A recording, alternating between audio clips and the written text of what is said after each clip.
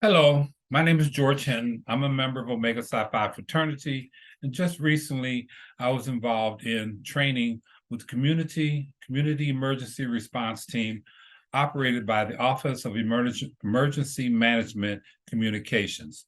This training was done over a 4-day period of time, a Saturday and a Sunday, each 4 hours each day. And we went through a lot of different applications on how to be volunteer our time.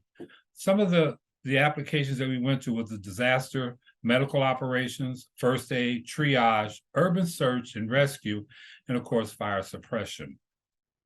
On a particular Saturday in the month of June, I was sitting on the porch of my condo having a cigar, finished the cigar about 15, 20 minutes, and my wife has flower pots out there. So I put the cigar out in the fire pots, totally destroying the cigar till it came apart. Go back into the back of the house, back of the condo, into the kitchen to prepare myself a meal, watch a little TV. And after about 20 minutes, I hear a commotion going on in the front of the condo. So I started walking to the front of the condo, wondering, well, there's nobody here. What's going on up front? So I go to the front of the condo, and there's a fire. There's a 4-foot fire raging, and the wicker bench, chair, and the cushions that were there were all gone. They were up in flames. The floor was on fire. I could see where the pots had come apart. So I remembered my fire suppression training, and I also remembered there's a fire extinguisher in a condo building. So I went out the front door and went down to the first floor and found the fire extinguisher, pulled it off the wall, noticed it had a pin and a little green clip in there. So as I was coming up the stairs, I took the little green clip off, got to the front where the fire was, and remembering to pull the pin and pull the hose out.